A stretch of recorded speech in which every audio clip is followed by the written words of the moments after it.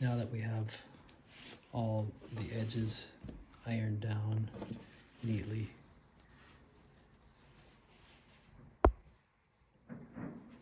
we'll want to close the gap that we used to turn the Rakusu inside, and to do that we'll be using a hidden stitch. So we have this gap,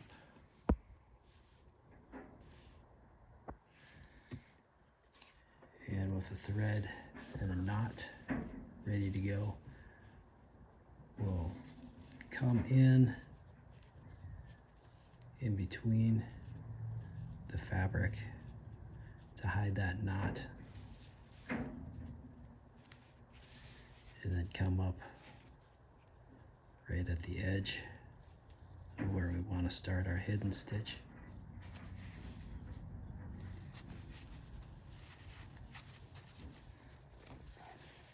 Pull that through, and you'll hear as you pull the knot through that first hole, it'll pop and then set right where we came up with the pin.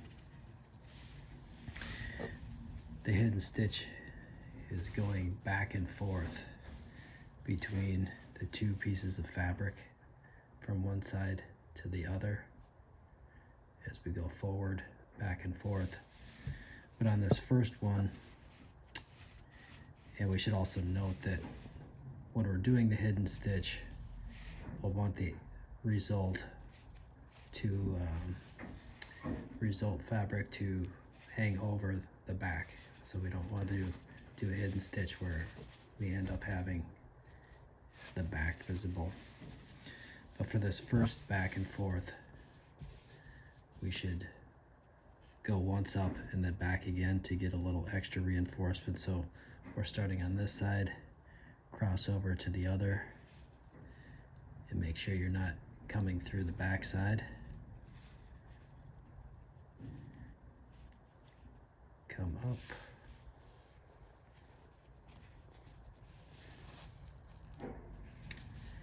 Back, down just a little, not right on the edge.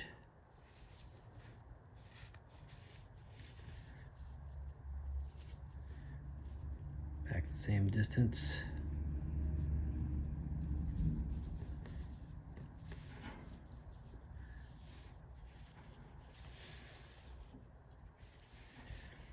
And then once again to the bottom side. Always watching to make sure the needle doesn't go through all the way to the back side. So we're on this bottom side.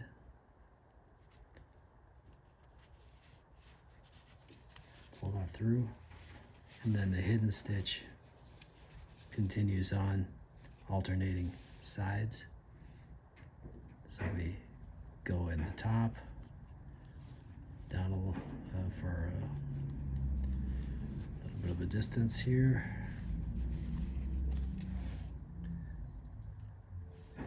Then alternate back to the bottom, maybe a little closer to the edge to try to keep that backing down underneath the top fabric.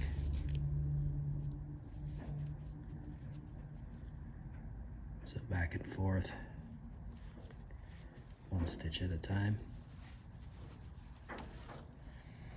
And then as we get to the end here, closing this side, again do a back and forth here to give it some extra strength, and then hide the knot.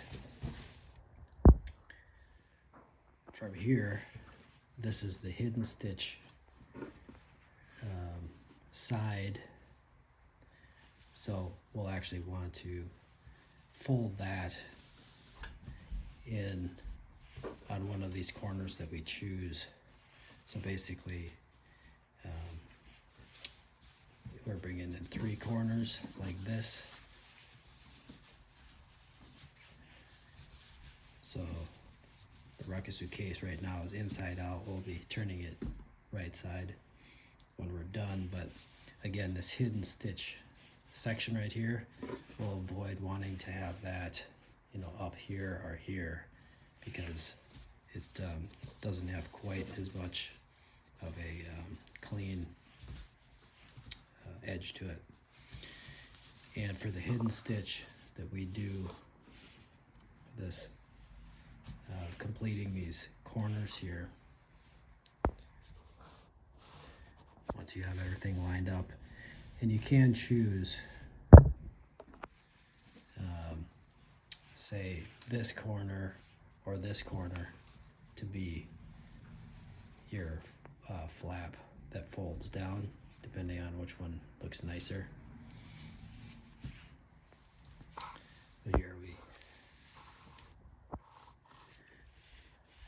are going to do one at a time, do another hidden stitch, and to begin this hidden stitch we'll want to come through with the thread. I don't have a thread on there right now, but come through and wrap the thread around. If you can, try to do it sort of pretty close to the silk here to keep that concealed. So we'll wrap around twice there, and then after we do that, then we'll continue on with the hidden stitch here, but you'll be doing it on the top fabric. You're not pulling a hidden stitch together on the silk part. So loop it around a couple times there to secure it, and then back and forth on the dark fabric here as you go all the way down, and then you can secure it at the bottom too by doing a couple loops, and then you continue on with the remaining edge here, always starting at the middle and moving towards the corner. If you start on the corner, you could end up getting done and having this not aligned. So make sure to start on the corner, or excuse me, not on the corner, but at the center here. So when that's all done, we'll be pulling this right side back out again, and then our finished case will be done.